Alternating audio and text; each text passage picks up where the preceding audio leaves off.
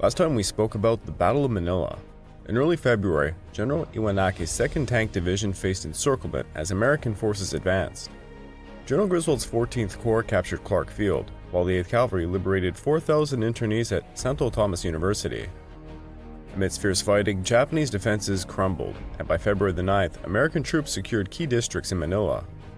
Despite heavy resistance, they pressed on, clearing areas and establishing a foothold across the Pasig River. In the wake of Pearl Ridge's capture, Australian brigades advanced through Bougainville, engaging Japanese forces along the Jaba-Tavera rivers. Brigadier Monaghan's troops secured strategic positions, while the 2 and 8th Commandos aided local guerrillas. In January, significant battles unfolded at Simba Ridge, where fierce resistance led to an encirclement of Japanese troops. Meanwhile in Burma, Allied forces executed deceptive maneuvers and launched offensives as General Aung San's Burma National Army prepared to switch sides, signaling a shift in the war's momentum. This episode is the liberation of Bataan and Corregidor.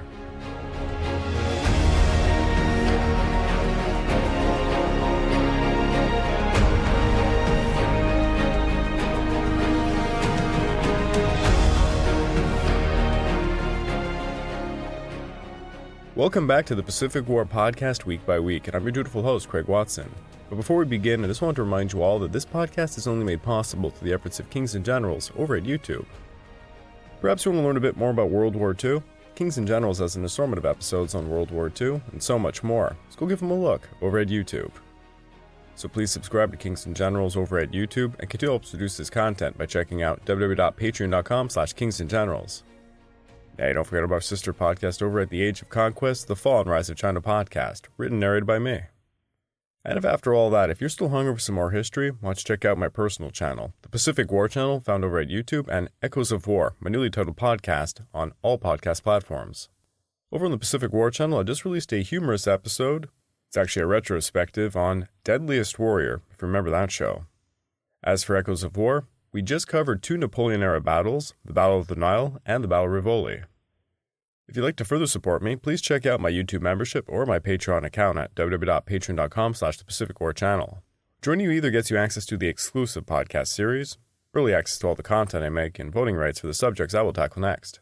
The latest exclusive podcast covers the story of how the Nazi nuclear program was sabotaged.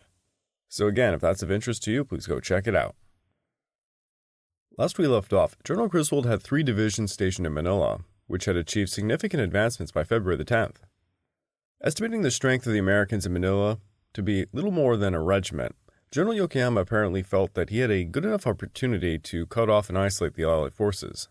Conversely, he also was interested in getting the Manila Naval Defense Force out of the city very quickly, either by opening a line of retreat or by having Iwabuchi coordinate a breakthrough effort with the Shimbo Group's counterattack, scheduled for the night of February the 16th. Not knowing how far the situation in Manila had deteriorated, communications were faulty, and Admiral Iwabuchi had supplied Yokoyama with very little information, Yokoyama had first directed the Manila Naval Defense Force to hold fast. The question of a general withdrawal, he told Iwabuchi, would be held in abeyance pending the outcome of the counterattack. There is no indication that the Shimbo Group commander intended to reinforce or retake Manila. Rather, his primary interest was to gain time for the Shimbo Group to strengthen its defenses north and northeast of the city, and to move more supplies out of the city to the mountain strongholds, simultaneously creating a good opportunity for the Manila Naval Defense Force to withdraw intact. However, the commander of the Shimbo Group was simultaneously orchestrating a large-scale, coordinated raid on northern Manila, intending to weaken the enemy's offensive capability by targeting their vulnerable eastern flank before they could solidify their positions. Therefore, on the night of February the 16th, the majority of the 31st Regiment was set to assault Caloocan Airfield, while 3 provisional battalions of the Kobayashi Force would attack Quezon, Banat Airfield, and the surrounding areas of Rosario. This meant that Iwabuchi's forces would need to withstand the unyielding American assaults for another week before receiving support. Meanwhile, Griswold was strategizing how to cut off the last remaining routes for withdrawal and the reinforcements available to Iwabuchi. To achieve this, the 5th and 8th Cavalry Regiments were tasked with advancing southwest towards Manila Bay, to make contact with the 11th Airborne Division, effectively encircling the city.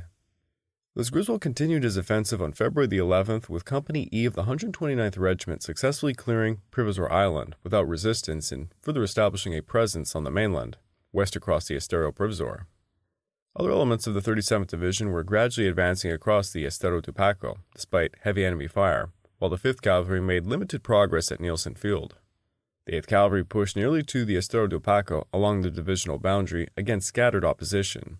The 511th Parachute Regiment advanced north toward Libertad Avenue, and the 187th Glider Regiment secured the northeast corner and southern runway of Nicholas Field.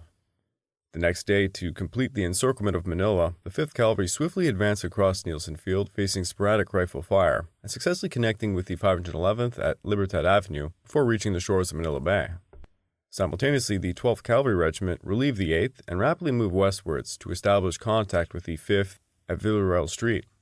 Further south, following intense artillery and air bombardment, the 187th and 188th Glider Regiments finally breached the Japanese defenses at Nichols Field. The attack was preceded by artillery and mortar concentrations and by aerial strike executed by the Marine Corps' SBDs from the Linga and Gulf fields, and it succeeded in knocking out many of the Japanese artillery positions. The 2nd Bataan 187th Infantry attacked generally east from the northwest corner of the field. The 188th Infantry and the 1st Battalion of the 187th Infantry drove in from the south and the southeast. By dusk, the two regiments had cleared most of the field and finished mopping up the very next day. The field was, however, by no means ready to receive Allied Air Force planes. Runways and taxiways were heavily mined, the runways were pitted by air and aerial bombardments, and the field was subjected to intermittent artillery and motor fire from the Fort McKinley area. With the seizure of Nichols Field, the 11th Airborne Division substantially completed its share of the battle for Manila. Since its landing at Nascabu, the division had suffered over 900 casualties. Of this number, the 511th Infantry lost approximately 70 men killed and 240 wounded. The 187th and the 188th Infantry regiments had lost about 100 men killed and 510 wounded. The vast majority in action in Nichols Field. The division and its air and artillery support had killed perhaps 3,000 Japanese in the metropolitan area, destroying the 3rd Naval Battalion and isolating the Abe Battalion in the process. From then on, the division's activities in the Manila area could be directed towards securing the Cavite region, destroying the Abe Battalion, and in cooperation with the 1st Cavalry Division, assuring the severance of the Manila Naval Defense Force's routes of escape and reinforcing the clearing of Fort McKinley and Everins. Meanwhile, at Zigzag Pass, General Chase's 38th Division had begun to make headway against the strong defenses of the Nagayoshi Detachment, with the 152nd and 149th Regiments set to launch a coordinated attack from the east and the west on February the 12th. It wasn't until the afternoon of February the 13th that the 149th and 152nd made their first brief contact with their respective sides of Zigzag. The 149th then captured the last organized Japanese stronghold on February the 14th, and the following day both regiments completed their mopping up operations. Nearly 2,400 Japanese soldiers were killed at the pass during this battle, though about 300 men under Colonel Nagayoshi managed to escape south into Bataan. The 38th Division and the 34th Regiment in turn suffered around 1,400 casualties, including 250 killed. Meanwhile, General Brush's 40th Division continued its offensive against the Kembo Group. By February the 12th, the 185th Regiment had successfully secured Snake Hill north with minimal resistance, while also capturing hills 810 and 1000. Meanwhile, the 160th Regiment made significant advances against Snake Hill west and Scattered Trees Ridge. The 108th Regiment, after neutralizing the Japanese strongholds on the hill, began attacking the remnants of the Iguchi and Yanagimoto detachments at Hill 7. On February the 15th, the 185th captured Hill 1500, coinciding with the 160th clearing Snake Hill West and preparing to advance towards Object Hill. The next day, Hill 7 fell to the 108th, while the 160th reached the summit of Object Hill and broke through Scattered Trees Ridge. On February the 20th, the 160th had cleared the rest of Object Hill, and they established a foothold on Segovia Ridge. Whatever the cost, the 40th Division's advances to February the 20th marked the end of the Kembo Group as a threat to the 6th Army and the 14th Corps. Clark Field, Route 3, the Army, and the Corps right were now secure beyond all the shadow of a doubt. The Kembo Group had defended its ground well since January the 24th, when the 14th Corps had first gained contact, and inflicted nearly 1,500 casualties upon the 14th Corps, roughly 285 men killed, with 1,180 wounded, but itself had lost around 10,000 men killed. The 20,000 troops General Tsukada still commanded were hardly in good shape. Supplies of all kinds were dwindling rapidly, morale was cracking, and centralized control was breaking down. The only defenses still intact were those held by the naval 13th and 17th combat sectors, and those who had been heavily damaged by air and aerial bombardments. Troops of the 6th Army would continue to fight the Kembo Group, but after February the 20th, operations in the Kembo area were essentially mop-ups. The 11th Corps, not the 14th, would be in charge of the final mop-up operations in the Kembo area.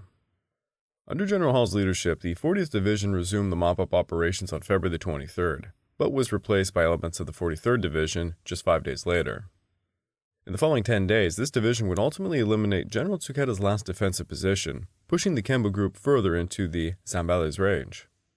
Back over in Manila, on February the 13th, chaos erupted as Iwabuchi's forces prepared for their final stand in the Filipino capital. After February the 12th, the 14th Corps troops found themselves in a steady war of attrition. Street to street, building to building, and room to room fighting characterized each day's activity. Progress was sometimes measured only in feet. Many days saw no progress at all. The fighting became really dirty. The Japanese, looking forward only to death, started committing all sorts of excesses, both against the city itself and against the Filipinos unlucky enough to remain under Japanese control. As time went on, Japanese command disintegrated. Then viciousness became uncontrollable. Horror mounted upon horror. The men of the 37th Division and the 1st Cavalry Division witnessed the rape, sack, and pillage, and the destruction of a large part of Manila, and became reluctant parties to much of the destruction. Although the 14th Corps placed heavy dependence upon artillery tank destroyer, motor, and bazooka fire from all advances, cleaning out individual buildings ultimately fell to individual riflemen. To accomplish this work, the infantry brought to fruition a system initiated north of Pasig River. Small units worked their way from building to the next, usually trying to secure the roof and the top floor first, often by coming through the upper floors and the adjoining structure. Using stairways as axes of advance, lines of supply, and routes of evacuation, troops then began working their way down through the buildings. For the most part, squads broke into small assault teams, one holding entrances and perhaps the ground floor, when that was where the entrances had been gained, while the other fought through the building. In many cases, where the Japanese blocked stairways and corridors, the American troops found it necessary to chop or blow holes through walls and floors. Under such circumstances, hand grenades, flamethrowers, and demolitions usually proved requisites to progress. By the way, for those who are curious, this actually is a tactic known as mouse-holing. I don't think I've said it here, but for the Kings and Generals YouTube channel, I write maybe more than 50% of their YouTube shorts, and certainly I know a lot about tactics. I'm the one writing them. In response to the encirclement of Manila, Yokoyama concluded that the situation in the city was irreparable, and he ordered Iwabuchi to relocate to Fort McKinley and to begin withdrawing his troops immediately without waiting for the Shimbo Group's counterattack. However, Iwabuchi did not receive this order until 2 days later. By that time, he and his troops were determined to fight to the death, taking as many enemies with them as possible. The 129th Regiment made an unsuccessful attempt to assault the new police station and the Manila Club. Meanwhile, the 148th Regiment reached Taft Avenue but could not launch an attack on the Philippine General Hospital and the University of the Philippines. The 5th and 12th Cavalry Regiments turned north, taking 2 days to fight through the Pasay suburb to Video Cruz Street. On February the 14th, although the 148th Regiment struggled to make any headway against Iwabuchi's strong defenses, the 129th, supported by tanks, managed to break through the Manila Club and the new police station. However, the Japanese quickly regrouped at the latter location and began throwing hand grenades from the second floor, forcing the Americans to retreat. Simultaneously, a battalion-sized guerrilla force led by Major John Vanderpool was dispatched to contain the Abbey Provisional Battalion at Mabato Point, while elements of the 11th Airborne Division and the 1st Cavalry Division began clearing the routes to Fort McKinley. On February the 15th and 16th, the 129th conducted probing attacks on the new police station, the shoe factory, and the Santa Teresita College, while tanks and artillery maintained consistent fire on all buildings still held by the Japanese. The 3rd Battalion of the 148th Regiment reached Manila Bay via Heron Street and then turned to assault the hospital from the south, while the 2nd Battalion made limited progress against the main hospital structures. The 12th Cavalry successfully entered La Salle University and the Japanese Club, as the 5th Cavalry pushed through Harrison Park, clearing Rizal Stadium, with the entire area being secured by February the 18th. In the early hours of February the 16th, Yokoyama initiated his limited offensive, with the 31st Regiment advancing towards Nova Luces, while General Kobayashi's 3 battalions attacked Marikina. The 112th Cavalry RCT, which had replaced the 12th Cavalry along the 1st Cavalry Divisional lines of communication, broke up the Northern Wing's counterattack between the 15th and 18th of February. In the Novaliches Dam area, and in the series of skirmishes further west and northwest, the 112th Cavalry RCT dispatched some 300 Japanese, losing only 2 men killed and 32 wounded. Uncoordinated from the start, the northern attack turned into shambles, and the northern attack force withdrew in a disorganized manner before it accomplished anything. The Kobayashi force's effort was turned back on the morning of the 16th when American artillery caught the southern wing as it attempted to cross the Marikina River. During the next 3 days, all Japanese attacks were piecemeal in nature, and they were thrown back with little difficulty by the 7th and 8th Cavalry regiments, operating east and northeast of Manila. By February the 19th, when the southern counterattack force also withdrew, the 2nd Cavalry Brigade and support artillery had killed about 650 Japanese in the area west of the Marikina from Novaliches Dam south to the Pasig River. The brigade lost about 50 men killed and 50 wounded. Consequently, Yokoyama's only achievement was to escape the remnants of the 3rd and 4th Naval Battalions from the Fort McKinley area, from which was later occupied by American forces. Additionally, from February the 15th to the 20th, the 511th Parachute Regiment thoroughly searched the Kevit Peninsula and the adjacent mainland, but encountered only a few Japanese stragglers. Meanwhile, to secure the Bataan Peninsula, Hall divided his forces into 2 groups, the East Force and the South Force. The East Force consisted of the recently arrived 1st Regiment and was led by Brigadier General William Spence. They were tasked with advancing down the east coast to divert Japanese attention from the Mariveles landing, which was to be executed by Chase's 151st Regiment. Accordingly, the 151st Regiment boarded Admiral Struebel's Task Force 38.3 at Olongapo, just as the 1st Regiment was passing through Orani and beginning its southward advance, reaching Pilar by the end of February the 14th. The following day, after conducting minesweeping and bombardment operations, during which the destroyers La Valette and Radford were unfortunately disabled by mines, Struble successfully landed the 151st at Mariveles under machine gun and rifle fire. The Americans found no Japanese forces before sunset, but during the night they had to fend off a counterattack by approximately 100 enemy troops. During the night of the 15th, an estimated 300 Japanese attacked the 1st Infantry's perimeter near Orion, but the U.S. regiment, losing 11 killed and 15 wounded, beat off the Japanese and killed 80 of them in a melee of confused, sometimes hand-to-hand fighting. The incident marked the end of organized Japanese resistance in southern Bataan. The 151st spent the following day securing the Mariveles area, while simultaneously sending patrols northwards along both sides of the Bataan Peninsula.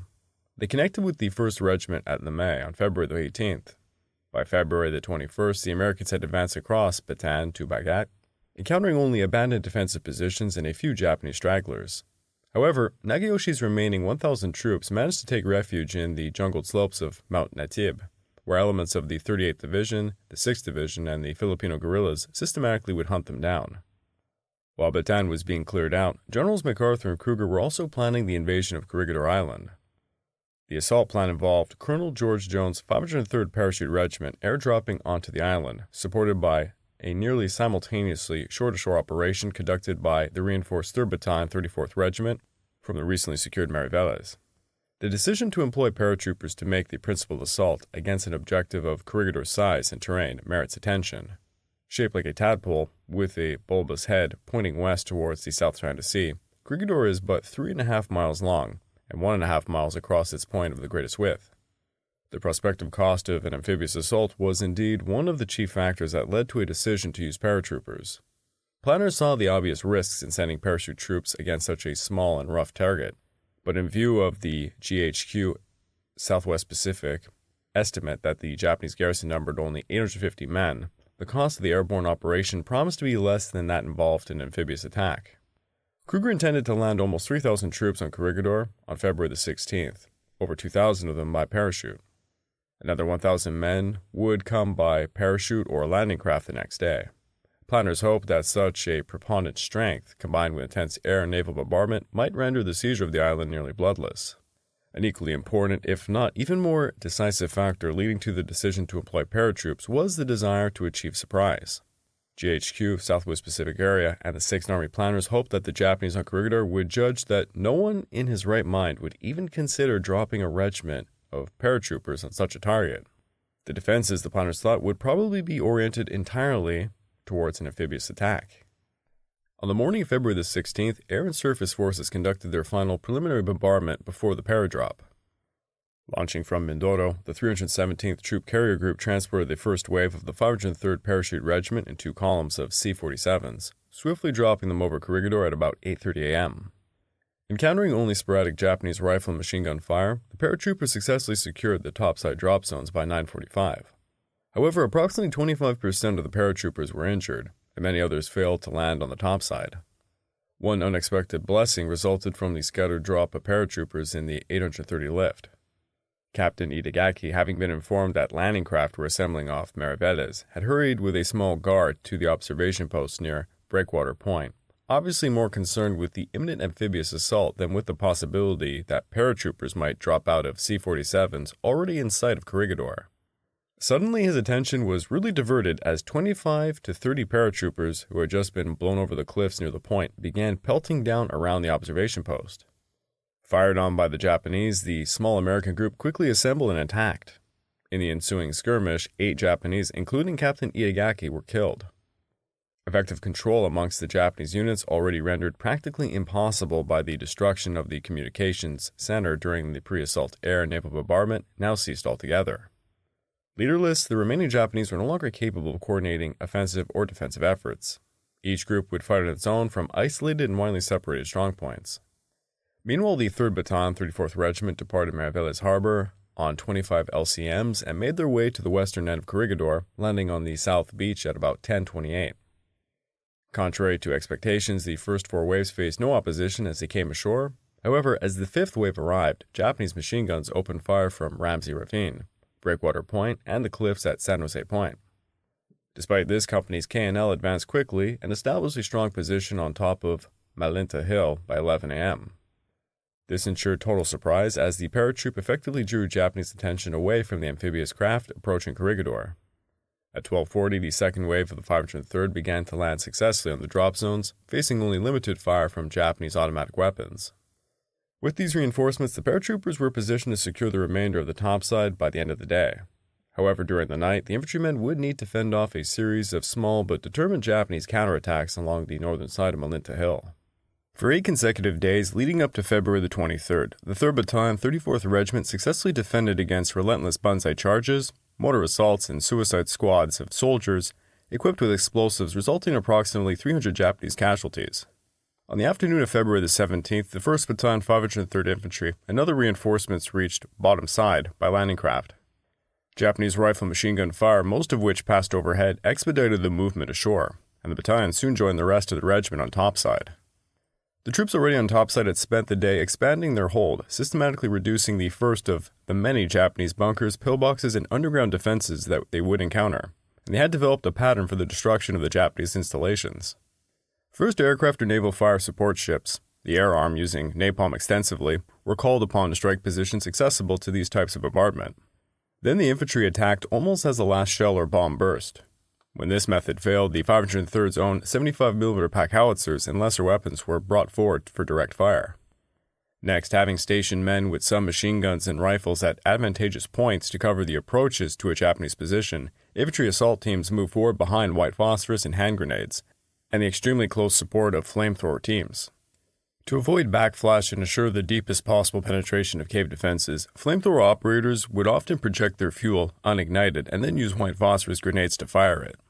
If the Japanese within the cave still could not be induced to give up the fight, engineer demolition experts blocked the cave entrances. One Japanese tactic was both advantageous and disadvantageous to the 503rd Infantry. Each night, small groups of Japanese would attempt to reoccupy positions cleared during the previous day. To the 503rd, this often meant dirty, repetitive work and additional casualties. On the other hand, the Japanese sometimes reoccupied tactically indefensible positions that proved easy to take out. The 503rd Infantry seemed to be happy just to let the Japanese occasionally return to such positions, secure in the knowledge that the only result would be more Japanese killed at no cost to the attackers. The only way to keep the Japanese from reoccupying less vulnerable positions was to stop night infiltrations, a process that in turn required the blocking of underground passageways that abounded on topside. By these methods, Japanese casualties began to mount rapidly. On the 17th, for example, over 300 Japanese were killed. Nearly 775 were killed the very next day. In those same 2 days, ROC Force's casualties were approximately 30 killed and 110 wounded. The Japanese resistance at topside finally crumbled 2 days later after the Americans effectively repelled a fierce counterattack. The last significant opposition, concentrated at Wheeler Point, concluded with a small-scale banzai charge on the morning of February the 23rd. By the end of that day, the 503rd had largely cleared the western section of Corregidor.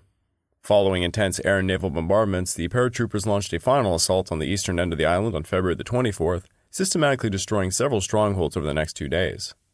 Shortly after 11 a.m. on February the 26th, the Japanese on Corregidor executed their final suicidal tour de force, blowing an underground arsenal at Monkey Point amid scenes of carnage on both sides. As the dust from the terrific explosion settled, a hollow appeared where a small knoll had previously stood. Debris had flown as far as topside, where one man almost a mile away from the explosion was injured by flying rock. Other debris hit a destroyer 2,000 yards offshore. A medium tank was hurled 50 yards through the air. Most of its crew were killed. Bits and pieces of American and Japanese troops splattered the ground. Rock slides buried alive other men of both forces. Over 200 Japanese were killed outright, while ROC Force lost some 50 men killed and 150 wounded. This tremendous explosion signified the end of organized resistance on Corregidor, and by 4 p.m., elements of the 503rd Parachute Regiment had reached the island's eastern tip. Mop-up operations continued until March the 2nd, when Hall and Jones determined that the island was finally secured. Ultimately, by the conclusion of the battle, the Americans had suffered approximately 215 killed, 790 wounded, while the Japanese losses were estimated to be 5,200 killed, with 20 captured. On February the 17th in Manila, the 129th Regiment secured the damaged shoe factory and cleared several buildings along the southern bank of the Pasig River before being relieved by the 145th Regiment. On that same day, the aid of support fires from the 1st Battalion, now on the south side of Huron Street, and the 2nd Battalion smashed its way into the two most easternly of the hospital's four wings and overran the last resistance of the nurses' dormitory and the science building. The advance might have gone faster if it had not been necessary to evacuate patients and other Filipino civilians from the hospital. By dusk, over 2,000 civilians had come out of the buildings. The 148th Infantry conducted 5,000 more to safety that night. At the end of the 17th, the 148th had overcome almost all opposition except that at the medical school and in a small group of buildings facing Paratroopers Street at the northwestern corner of the hospital grounds.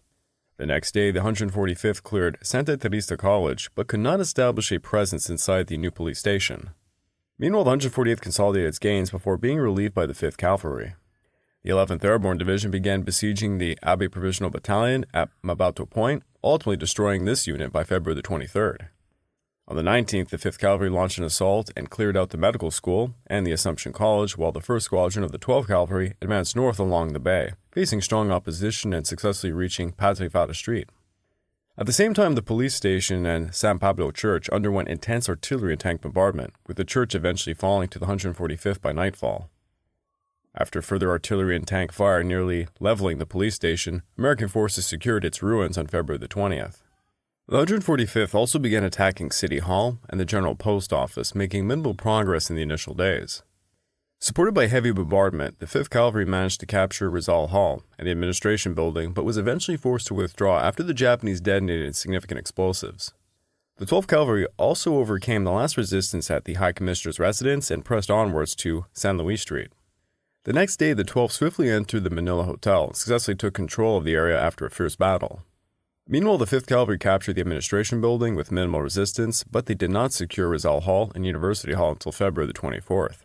During this time, the 145th Regiment continued its assault upon City Hall and the General Post Office, which would ultimately fall on February the 22nd. As a result, Griswold's forces had effectively confined the remnants of Iwabuchi's troops to Intramuros, the Southport area, and the Philippine Commonwealth government buildings at the southern edge of the walled city, leaving behind a trail of destroyed and damaged public and private structures. The fall of Manila was imminent, but now we actually have to turn our focus away from the Philippines to cover a new Burma offensive. As we were last talking about, by mid-February, General Meservy's 4th Corps had successfully established a bridgehead over the Irrawaddy River at Yonggyu, while General Stauffer's 33rd Corps continued its advance towards Mandalay, with the 19th Indian Division moving towards Mandaya by the end of the month. Concerned about the bridgehead established by the 20th Indian Division, General Kimura decided to withdraw the main force of the 18th Division, who were engaged with the 36th British Division at Mietsun. Consequently, after leaving the 114th Regiment at Mongmit, General Naka began relocating the majority of his division to Shumshai and then to Mandalay. In addition to the 18th Division, Kimura assigned the Kanjo Force to the 15th Army, further instructing General Katemura to prepare a general offensive aimed at destroying Stafford's bridgeheads, while the reinforced 31st Division continued its counterattacks against the 20th Division. As attention turned towards Nangu, a flurry of activity ensued to transport supplies to the 255th Indian Tank Brigade and the 48th and 63rd Indian Motorized Brigades across the river using boats and barges. General Cohen devised a plan for these units to gather at Malang to capture the Thabukthong airstrip, where the air transportable 99th Indian Brigade could land, and ultimately encircle and take Miktila. With all these units successfully across by February the 21st, Cohen launched his advance towards Miktila, quickly taking Siwa and Nagathiak with minimal resistance. The following day, British Indian forces attacked Tongtha from two fronts, with the southern group facing some opposition at the village of Oyin. Despite the Japanese putting up a fierce and determined resistance, they were ultimately overwhelmed by the superior firepower of the British tanks. Upon realizing this new threat to his rear, Kimura halted his previous offensive and swiftly redirected the 53rd Division to Tongtha to block the enemy's advance towards Miktila. Meanwhile, to bolster Kimura's focus on Mandalay, the 2nd British Division crossed the Irrawaddy near Negazun on the night of February the 24th, encountering heavy opposition but managing to secure a bridgehead 2 days later. Nonetheless, by February the 24th, the 48th Brigade reached Tongtha ahead of Kimura's reinforcements and captured the town with limited resistance. In the afternoon, the 63rd Brigade and the tanks moved through and continued towards Malang, arriving on February the 25th. The next day, the Malang area was completely cleared, and the Thabukthong airstrip was successfully captured. Realizing the seriousness of the situation, Kimura quickly dispatched the 18th and 49th Divisions along with the remaining forces of the 53rd Division towards Miktila, but only the 1st Bataan 168th Regiment under Colonel Yoshida would arrive in time. At Miktila, Major General Kasuya Tomikichi, commander of the No. 2 Field Transport, which had responsibility for all the transport units supporting the 15th and 33rd Armies, was put in charge of the defense of the town. Kasuya had approximately 2,500 administrative and line of communication troops available, and another 2,000 from various Japanese Army Air Force units, including the 52nd and 84th Airfield Battalions and the 36th Anti-Aircraft Battalion. The administrative and line of communication troops were hastily organized into 3 emergency infantry companies and a mobile reserve force. Any hospital patient who could walk or shoot was sent to man a bunker. Kasuya had set up a western and eastern sector for the defense of the town, with the dividing line between Miktila's northern and southern artificial lakes. The troops of Miktila hurriedly prepared bunkers throughout the town and landmines and booby traps along the approaches. Kasuya opened up the ordnance depots around the town and ensured all units were well supplied with medium and light machine guns and had plenty of ammunition. Meanwhile, Cohen quickly airlifted troops from the 99th Brigade to Thabukthong on February the 27th, with the operation expected to conclude by March the 2nd. During the airlift, armored car patrols advanced along the main road to Miktila, where they encountered a formidable Japanese roadblock that the 63rd Brigade later destroyed. That evening, advance patrols observed fires in Miktila as the Japanese started to destroy their supply depots. The battle for Miktila was imminent. However, with General Slim's 14th Army continuing its extended capital offensive, new developments were also occurring in northern southern Burma. Within the north, the 36th Division finally secured Mitsun, following the withdrawal of the 18th Division, and began moving towards Mongmit. The 50th Chinese Division, bolstered by the 1st Chinese Separate Regiment, crossed the Mitnig River at Namtu, but encountered fierce resistance, with the 113th Regiment launching 9 separate counterattacks before relinquishing the bridgehead. Meanwhile, the 30th Chinese Division advanced towards Lashio, supported by Kachin guerrillas. However, General Wendemeyer and the Generalissimo decided to withdraw all Chinese-American troops back to China once Lashio was captured, allowing them to prepare for a potential offensive towards Canton and Hong Kong. In the south, the 82nd West African Division continued its push towards An, facing strong opposition from General Koba's forces at the Dalit River, while the 63rd Indian Brigade readied for an amphibious assault on Ruwa. Additionally, with a robust garrison in the Tamandu sector, General Miyazaki planned to gather his remaining units at An to launch a counteroffensive to eliminate all enemy forces west of the pass. Yet before he could proceed, the 53rd successfully landed at Ruwa on February the 16th with minimal opposition. In the following days, British Indian forces quickly secured the area. By February the 22nd, the 2nd West African Brigade had also arrived at the beachhead and immediately began a swift advance eastwards towards An, while the 74th Indian Brigade was being deployed. The 74th then launched an attack towards Tamandu, and on February the 28th began assaulting the main defenses of the 111th Regiment. However, upon learning of the enemy's approach to Miktila, General Sukarai ordered the 72nd Independent Mixed Brigade to attack Nongdu and their bridgehead after some earlier probing attacks had failed. He also instructed Miyazaki to send the Kobe detachment, primarily composed of the 154th Regiment, to reinforce Yanangyuan. Consequently, facing less resistance in the north, Dalet would ultimately fall to the West Africans by the end of the month. I would like to take this time to remind all of you that this podcast is only made possible through the efforts of Kings and Generals over at YouTube. Please go subscribe to Kings and Generals over at YouTube and can help us produce this content by checking out www.patreon.com/kingsandgenerals. Hey, don't forget about our sister podcast over at The Age of Conquest, The Fall and Rise of China podcast, written and narrated by me. And after all that, if you're still hungry for some more history, why don't you check out my personal channel, the Pacific War channel found over at YouTube, and my newly titled podcast, Echoes of War, found on major podcast platforms. Over on both, I just finished my World War II series on the North African campaign. And hey, if you'd like to further support me, please check out my YouTube membership or my Patreon account at www.patreon.com/thepacificwarchannel. By joining either, you get access to the exclusive podcast, early access to all the content I make, and voting rights for the subjects I will tackle next. In Manila, General Yokoyama planned a counterattack to isolate Allied forces, but chaos ensued as American troops advanced. Fierce street fighting within Manila led to significant casualties, marking a brutal struggle for control. Paratroopers launched a surprise assault on Corregidor, overwhelming the Japanese defenders, but taking significant losses in the process. Despite the injuries and challenges, they secured the island, leading to a significant amount of enemy casualties and the end of organized resistance.